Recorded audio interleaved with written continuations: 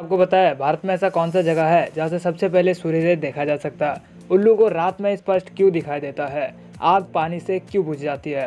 क्या आपको बताया आसमान का रंग नीला है या काला।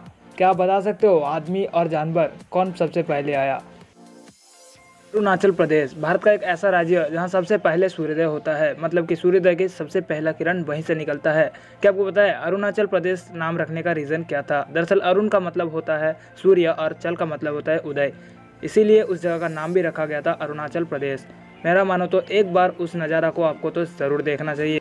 अगर कहीं आग लगता है तो उस पर पानी डाला जाता है क्योंकि पानी से आग बुझ जाती है, ये तो सभी को पता है। बट इसका पीछे का एक्चुअल रीज़न क्या होता है। दरअसल जो चीज़ें जलने वाले होते हैं ना, उन्हें दहनशील पदार्थ कहा जाता है। जैसे कि पेड़ की सूखे पत्ता, सूखे लकड़ी हो गया या फिर कपड़ा हो गया। जब जलने वाले चीज़ें यानी दहनशील पदार्थ जब पर्याप्त ऑक्सीजन और पर्याप्त ऊष्मा की उपस्थिति में आता है तो उन पर एक प्रक्रिया चलता है जिन्हें श्रृंखलाबद्ध प्रतिक्रिया कहा जाता है। ये पर्याप्त ऑक्सीजन और पर्याप्त ऊष्मा इस श्रृंखलाबद्ध प्रतिक्रिया की सुचारू रूप से चलाने में सक्षम होता है। अगर इनमें से किसी एक का भी अनुपस्थिति रहा तो आग नहीं जल सकता है। अगर आग एक बार जल जाता है तो श्रृंखलाबद्ध प्रतिक्रिया का कारण ही वो तब तक जलते रहता है जब तक ऑक्सीजन और दहनशील पदार्थ की उपस्थिति रहती है। आग को ऑक्सीजन और ईंधन में से किसी एक को अगर अलग कर दिया जाए तो बुझाया जा सकता है। इसीलिए आग पर पानी की पर्याप्त बौछार पड़ती है तो ईंधन को ऑक्सीजन की उपस्थिति में बाधा पड़ती है और आग आसानी से बुझ जाती है। इसके अलावा आग पर कार्बन डाइऑक्साइड के प्रयोग से भी आग को बुझाई जा सकती है। जीवन का विकास क्रमिक रूप से हुआ है। सबसे पहले रेंगने वाले जीव यानी एक कोषीय जीव जैसे अमीबा, जीवाणु ये सब जन्मे। उसके पश्चात बहुकोषीय जीव बने। जीवन का विकास पहले पानी में अर्थात समुद्र में हुआ है,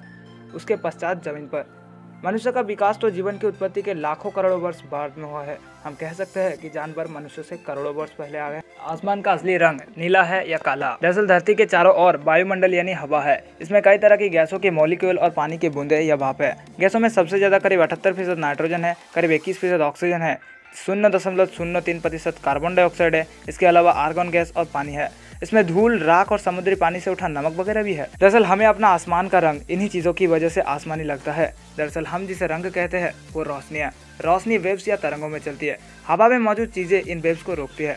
जो लंबी वेव्स है उनमें रुकावट कम आती है। वे धूल को कण से बड़ी होती है, यानी रोशनी की लाल, पीली और नारंगी तरंगे नजर नहीं आते, पर छोटी तरंगे को गैस या धूल के कण रोकते हैं और यह रोशनी टकराकर चारों ओर फैलती है। रोशनी के वर्णक्रम या स्पेक्ट्रम में नीला रंग छोटी तरंगों में चलता है। यही नीला रंग जब फैलता है तो वह आसमान का रंग लेता है।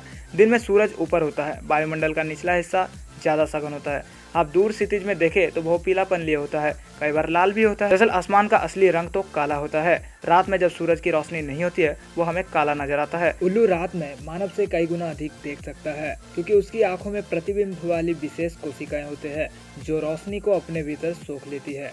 यह एक ऐसा विचित्र पक्षी है जिसे दिन की अपेक्षा रात में अधिक स्पष्ट दिखाई देती है। दिखाई तो उसे दिन में भी देता है लेकिन रात में उसे बहुत स्पष्ट दिखाई देता है।